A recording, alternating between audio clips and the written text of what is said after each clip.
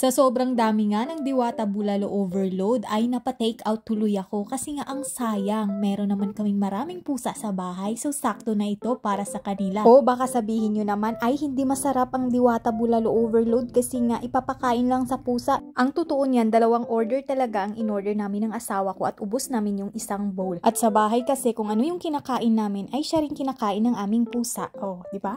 Kaya iti-take out na lang namin yung natira. At sa pagti-take out ko nga, napansin ko nga itong 2 bata na naglalaro na tinuturo kami. Kaya alam na namin ng asawa ko na nagugutom itong 2 bata. Mahiya lang sigurong magsabi. Kaya dinali-dali ko ng binalot dyan para mapapila ko na at mapakain itong 2 chikiting. At pagkatapos nga niyan ay pinuntahan ko na itong 2 bata at sinabi ko, gusto nyong kumain? Hali kayo. Pila tayo dito sa Diwata Pares Overload. Anong gusto nyo? Chicken? Barbecue? Diwata Bulalo? Pares? Anong gusto nyo? Kami na bahala. Wag na kayong mahiya. Buti naman talaga. Hindi mahiyain itong 2 chikiting. Kaya sabi nila, magsikin na lang po kami. Kaya ayan, sabi ko, pila na kayo dito. Akin na yung pangbayad. 3 months ago na mula nung pinakauna naming nag-vlog dito kay Diwata Pares Overload at marami nga kaming bata na nakikita dito na pag-alagala. Minsan may humihingi, minsan naman sila na yung kusang kumukuha dun sa mga leftovers. Sa katunayan nga, pang ilang bata na po sila na nabigyan namin at nabilhan namin ng pagkain dito na libre. Habang binibitbit nga ng mga bata na to yung kanilang pagkain